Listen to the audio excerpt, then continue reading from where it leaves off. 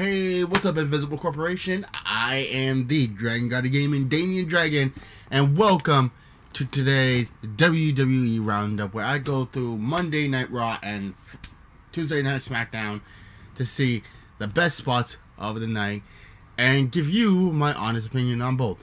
Now, instead of writing everything down, I have up in front of me the Bleach Report, and they have the results and everything. Now, yes, I went through Raw and SmackDown, but again, I'm not going to go read through it to give all my best takes, and I want to have everything in front of me, so let's get to this. Okay, first up, to start the night, we had Becky Lynch interrupting Ronda Rousey to, gloat about why she got everyone into WrestleMania. She got them into the main event. And, of course, that's, like, the whole weird thing that happens. So, I don't know why this was a thing, but they started a Beat the Clock challenge with the Riot Squad. So, it was going to be Ronda Rousey. Ronda Rousey beat off Logan and, I believe, Morgan.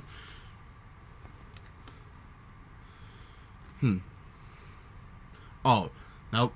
Rousey beat Logan, Flair beat Ruby, and Becky Lynch beat Morgan, which again did nothing but bury the Riot Squad, which they were already properly buried on their own, but good lord. But the thing is, toward the end, Charlotte decided amongst herself to go and throw a hissy fit and leave ringside because she knew Becky Lynch was most likely going to win. So, that kind of says a lot about your SmackDown Women's Champion. So, do I like that? Nah. Okay, next up we had a handicap match between Finn Balor versus Bobby Lashley and Jinder Mahal. Now, obviously, if Finn Balor wins, I believe he gets a Intercontinental title match at,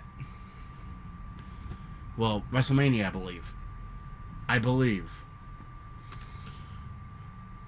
As said, Leo Rush revealed that because of injury suffered last week at the hands of Braun Strowman, he was unable to compete. Would join Intercontinental Champion. Balor endured a beating at the hands of both. Okay. But yeah, he gets a title match at that. The whole thing was no one really got it until like midway through the match. I didn't really understand it. Didn't really get it. But good lord, the mounted sheer beatdown that he got. Like, you would think that Jinder Mahal would be a little bit more used now, seeing as that he was a former WWE champion. But no, that's not the case at all. He got stomped by the coup de grace, which Balor booked his ticket to WrestleMania to go after Bobby Lashley's Intercontinental Championship. So why the I can't do that. Why the frick did you take it off him in the first place? I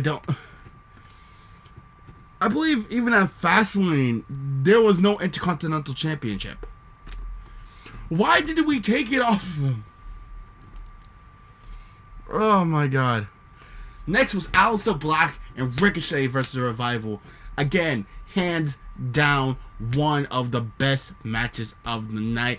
Aleister Black and Ricochet are on another freaking level compared to everyone else on the roster.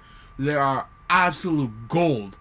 Treat them right, and I guarantee you they're going to give highlight matches. Regardless. Obviously, a Black Mass hit Wilder, and then would set him up for the 630 senton to give Aleister Black and Ricochet the victory. Now, I'm not rating it off of here. I'm giving a little bit of a rundown as well of what I'm seeing. But good lord, the pacing, the amount of striking in this match is incredible. Just sheer, undeniable, just testosterone beatings. You can tell these guys came from Japan. Because they're just kicking the crap out of people. Good lord. And obviously, near the end, the Rival has to do the whole, and still you're Raw champions. It's ridiculous. Ugh. Okay, again, Drew McIntyre demands an answer from Roman Reigns. Obviously, an issue with match at WrestleMania on the line.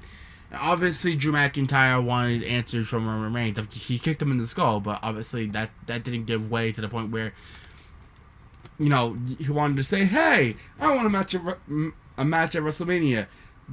A kick to the side of the head did not signify that. A kick to the head basically means, you know, screw you. But I didn't see it at that point. Again, trash talking ensued, and again, a brawl broke out. Obviously, with these two type of men, it's gonna happen. But great promo work on the side of the Scottish Psychopath, and good work from Roman Reigns. Obviously, he's getting a lot more, you know, cheers, seeing that he came back from leukemia. But then again, we're hoping that lasts a little bit longer. Well, WWE hopes so. Next up, Sasha Banks versus Natalya. Obviously, there's going to be a fatal four-way women's tag team match at WrestleMania to defend the WWE Women's Tag Team Championships. It has to do with Natalya and Beth Phoenix, which I actually think that's really cool. Nia Jax, Tamina, I believe the Iconics? I believe the Iconics are in that match. I'm not fully positive. And obviously the tag team champions themselves, Sasha Banks and Bayley. Now, this was rated a no contest, seeing as fit that obviously Tamina and Nia Jax had to come and knock people out. I don't know why they are used as basically bulldozers in this, but it doesn't make sense. I mean, the match was pretty good. Sasha Banks put on a really good showing, and obviously Natalya is a technical genius in the ring. Obviously, also, I did want to say, since Tui got a hold of it last week, the Hart Foundation, I believe the Hart Foundation is going into the Hall of Fame, so they have to treat Natalya with the utmost respect, seeing as fit that, well, not only her father but her uncle was going into the Hall of Fame. The next one was a moment of bliss for Braun Strowman, Colin Joust, and Michael Shea. Now, every year,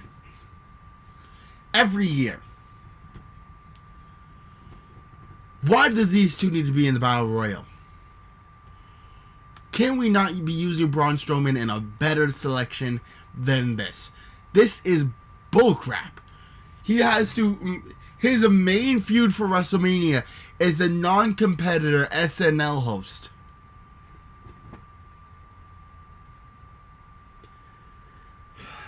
Anyway, Moment of Bliss went as followed. Bliss came out. She introduced her, her compadre, Braun Strowman. Obviously, the two SNL stars, pleaded that they don't want anything to do with Braun Strowman at WrestleMania.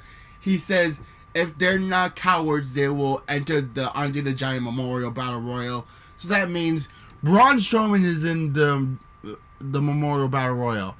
And so help me God if the man did not win. And so help me God if the SNL stars throw out Braun Strowman. No, please, God, no. But otherwise, the only real person that was good on the microphone right now would be Braun Strowman and Alexa Bliss. Alexa Bliss, again, the host of WrestleMania, she has to be putting on her A game. So, other than that, oh God. Next is Apollo Crews versus Baron Corbin. I don't even want to go through this match. Good Lord, it was so lackluster. Why are we having Baron Corbin as Kurt Angle's last opponent? Please, God, change that. I don't care about Baron Corbin.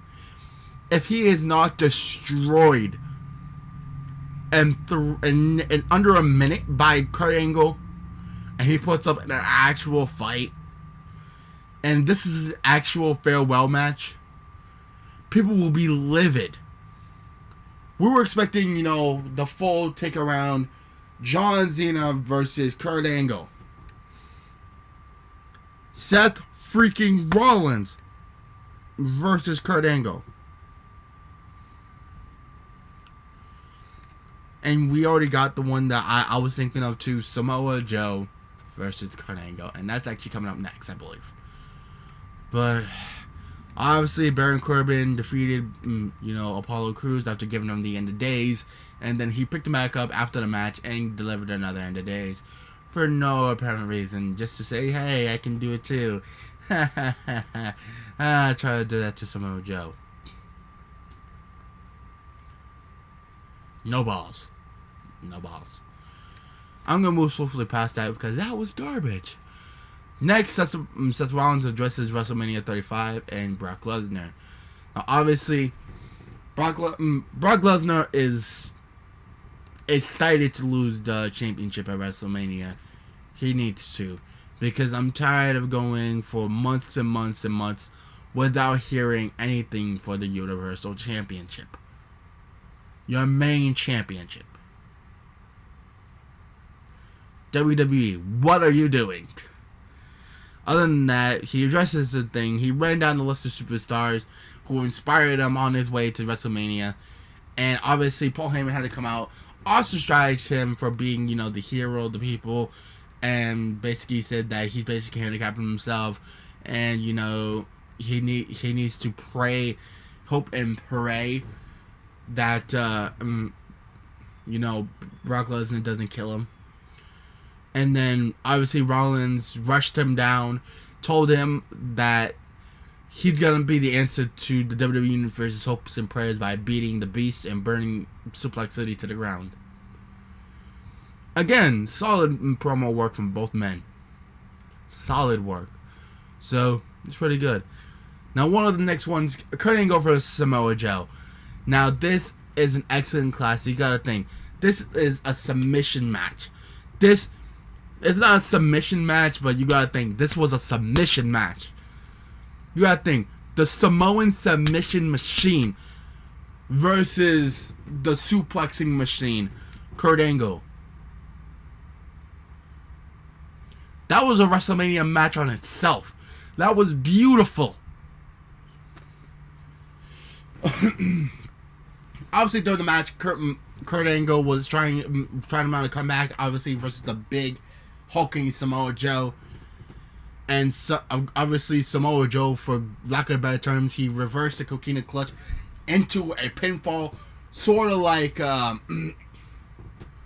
what Kairi Sane did to Shayna Baszler at NXT TakeOver a couple months ago to win the NXT Women's Championship.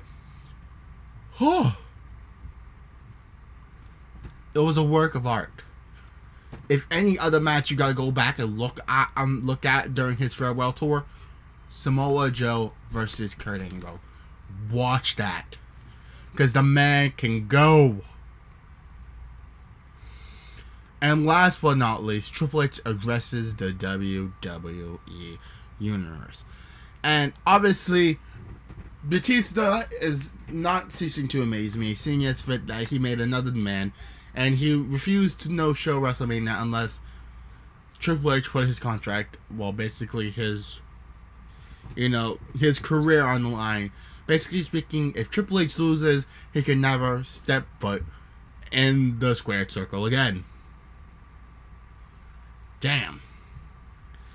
Obviously, Triple H agreed. Why are we making Batista out to be like a whiny brat? I don't understand. I don't understand. Oh, just making sure. Oh, nope. We have one more. Last man standing match. Dean Ambrose versus Drew McIntyre.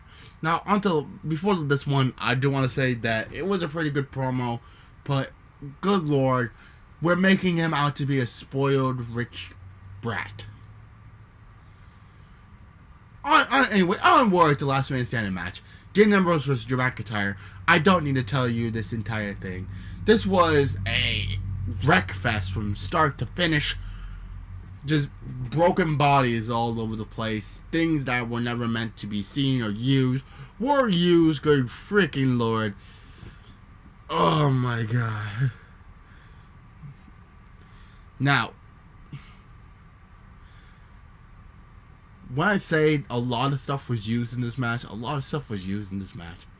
Candlesticks, chairs, the whole 9 yards. And then in the end, obviously knocking, Dean Ambrose to the ground. He got up before the count of 9. Then a surprise Claymore kick to keep Ambrose down. Again, I know that Dean Ambrose may be leaving in after WrestleMania, but do we need to really, really be treating the man like this? Like, I don't understand. But okay, that was it for our Raw. We're gonna head over to SmackDown. So let's start off with the New Day asking Vince McMahon to give him one more chance. Now this is what capped off the show. Me and obviously the other guy who does do this, which is Tui, we both agreed that SmackDown was absolutely beautiful. I still agree. And it's just amazing from start to finish. The promo that the New Day gave against Kofi, for Kofi, is beautiful. Daniel Bryan tried to spark the flames by basically saying he's a B+ player. They all called him a hypocrite, seeing as fit that that's what the word that Triple H and Stephanie McMahon used for Daniel Bryan when he was going after the WWE Championship. Whew. So instead of giving Kofi one more chance, Vince McMahon told him, you've already had your chances.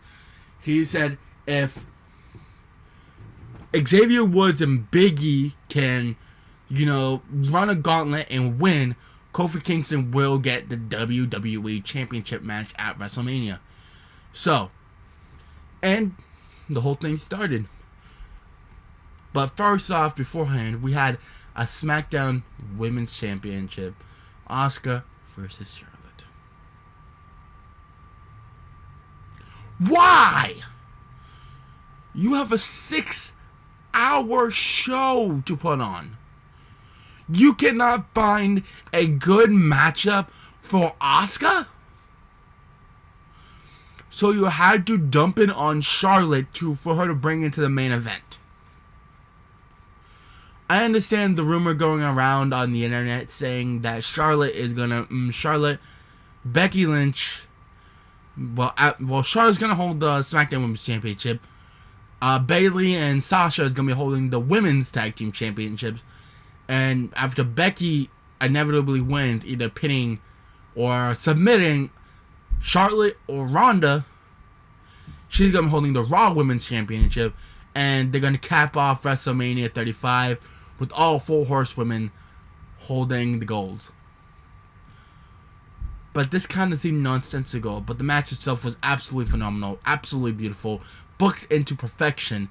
This is how storytelling in a match should look. And it's just beautiful from start to finish. From moonsaults to Spanish flies to absolutely everything in between. Counters, for submission holds. It's just a bookended beauty. Like, this would be a match that you would want to see at WrestleMania one more time. But again, I guess they don't have nothing for Asuka. I don't understand, but it was a beautiful match. Next, another stop on the farewell tour for Kurt Angle. Angle versus AJ Styles. Now you gotta think. This was fine. This was a good match up until Randy Orton RKO'd the crap out of AJ Styles, giving him the win over Angle. But other than that, it was actually a pretty good match up until that point. So, I don't know. What are we setting up there, guys? I don't understand. But we still have one more week before WWE's WrestleMania, so... Alright. The Miz is demanding a Falls Count Anywhere match against Shane McMahon. Now, this was actually a pretty good segment. Obviously, The Miz is an amazing talker. He could talk his way out of absolutely anything. He can talk his way out of the Royal Guard's fucking clutches if he wanted to win Buckingham Palace. The man is that good. But the whole thing was, why, if Shane was the best in the world, why did he need a security detail and, you know, the clones and all of them and Sanity to basically say, hey, yeah, I'm the best in the world. You don't need a security detail then. But yeah, after he demanded a full count anywhere match, obviously it was given to him, it was granted, and The Miz went after absolutely everyone on that ramp, and Shane McMahon hightailed it. So, other than that, match for WrestleMania, Shane McMahon versus The Miz, falls count anywhere. That should be something to see. So, otherwise, pretty good promo. Okay, as I said, the New Day runs the gauntlet. Kofi Kingston is banned from ringside for the entirety of the gauntlet, so he cannot help, neither can anyone else on the outside. Two teams, two members for each team each, so no interferences. So let's start it out. Oh, let me run down the list here. The New Day defeated Gallows and Anderson first, which was actually a pretty good match. Obviously, the Good Brothers always are going to be putting on a good match. I believe the New Day pinned Anderson, I believe it was. Rusev versus Nakamura, obviously the whole thing of that was they pinned Rusev. But obviously Nakamura is not going to go down that easy. I still can't believe what they've done with Nakamura. Then we have The Bar, which obviously after a midnight hour to Cesaro pinned them, The Bar got mad. They beat the crap out of the New Day, put them through a table each. Well, put Big E through the table, and then left them for the SmackDown Tag Team Champions, the Usos, which again delivered with style. Delivered a promo saying that they respected the New Day. They earned. Kofi Kingston deserves a title shot at WrestleMania, and they forfeited, leaving the ring, and they said good luck. Now, obviously, Bryan and Rowan got pissed and demanded that they are the last team to run the gauntlet. And Xavier Woods and Big E pinned Daniel Bryan for Kofi Kingston to be going to WrestleMania. It was a beautiful bookended story from start to finish. It was absolutely beautiful. So, Kofi Kingston will be fighting Daniel Bryan for the WWE Championship at WrestleMania 35. That is going to be a great match. So, otherwise, it's absolutely beautiful. We already knew that Kofi Kingston was going to WrestleMania throughout the weeks. So, yes. Yes. Yes. Yes. Okay. Well, that is it for SmackDown and Raw. This was a beautiful match. These things were beautiful. And I hope you guys enjoy it regardless. Tell me what you guys think down in the comments below. And tell me which was your favorite match of the two shows. Next week will be, I think I will be taking over again for 2 weeks. Because he's going to be hitting off WrestleMania. Hitting off for WrestleMania. Good luck, dude. You got 6 hours to go through. I only had about 4. So, anyway. Good luck getting through all those, man. Anyway. Hope you guys enjoyed. Hit that like button, comment down below, and tell me what you guys think. And if you guys are new, hit that subscribe button and that bell icon to get notified whenever I upload. Why? Because whenever we, as an Invisible Corporation, shows what we can do, obviously it's gonna be a lot of fun. Whenever we're in the same building, we're in the same, place at the same time, there's a lot of things that can happen, there's a lot of magic that can happen, and I hope you guys enjoyed it. But otherwise, good gaming, happy hunting. I'll see all you Dragon Lanes back inside the world of WWE. Hope you guys enjoyed today, and I'll see you guys next time for some more Team Dragon action. Peace. Now, if you'll excuse me, I have to get this uploaded. So, I gotta go ahead.